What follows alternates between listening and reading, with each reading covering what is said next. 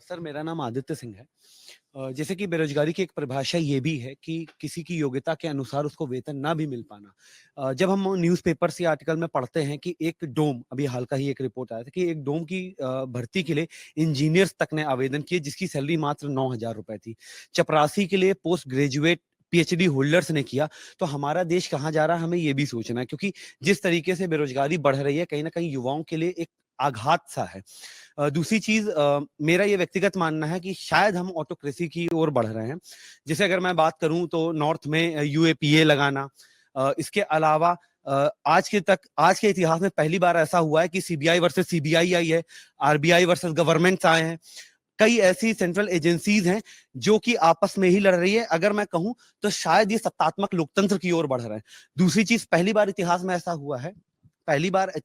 हुआ है जहां पर सुप्रीम कोर्ट के जजेस प्रेस कॉन्फ्रेंस करके ये बोल रहे हैं कि डेमोक्रेसी डेंजर में है। तो जनता के लिए जनता के द्वारा जनता का शासन लोकतंत्र की परिभाषा कही जाती है। तो क्या ये वाकई लोकतंत्र है? अगर लोकतंत्र नहीं है तो ऐसे आगे आने वाली समय में जब वो कम्युनिस्ट पार्टी बन जाएगी तो युवाओं के लिए तो पूरी दमनकारी नीतियां आ जाएंगी जैसे कि पहले के समय में रहा।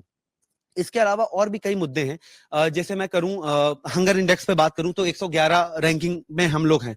तो अगर मैं देखूं तो लगातार जिस तरीके से अभी हाल की रिपोर्ट आई थी कि 80 साल में पहली बार ऐसा हुआ है कि इनइक्वालिटी बहुत तेजी से बढ़ी है। तो अगर मैं इन मुद्दों पे बात करूं, इन बिंदुओं पे बात करूं, तो शायद मुझे वोट देने से पहले इन मुद्दों पे भी चाहिए कि कोई ऐसी सरकार आए, क्योंकि हम किसी को वोट देते हैं और उसके बाद जब वो अपने स्वार्थ के लिए दल बदल लेते हैं या किसी तरीके से बदल लेते हैं, तो वो उनका नहीं, वो उस लोकतंत्र की हत्या है। ये हमारी हत्या है कि हमने जिस विचारधारा पे आपको वोट दिया, आपने दल बदल के उस विचारधारा की हत्या कर दी। बिल्कुल ठीक जी, आपको भी थोड़ा आगे आना होगा। मेरा नाम आयशा अजमत है सर। जैसे अभी 2-3 लोगों ने भुखमरी की बात करी, हंगर इंडेक्स। सर आज सुबह की हमारे जो यूपी के सीएम हैं, मुख्यमंत्री आदित्यनाथ, उनका स्टेटमेंट है कि पाकिस्तान में लोग राशन के लिए लड़ रहे हैं और भारत में फ्री राशन मिल रहा है। तो सर जैसे भैया ने बताया अभी 111वें नंबर पे है हमारी भारत, और यहाँ अगर 80 करोड़ लोगों को फ्री में राशन मिल रहा है तो ऐसा क्यों है? सबसे बड़ा मुद्दा ये है, पाकिस्तान, नेपाल, बांग्लादेश, इन जैसे ये जो देश हैं भुखमरी के ओर बढ़ रहे होंगे, पर इनका जो नंबर है रैंकिंग में 125 जो कंट्रीज हैं उसमें हमसे ऊपर हैं। 99, 86, 97 ये इन नंबर्स पे हैं। अच्छा नहीं है फिर भी भारत से तो बेहतर है।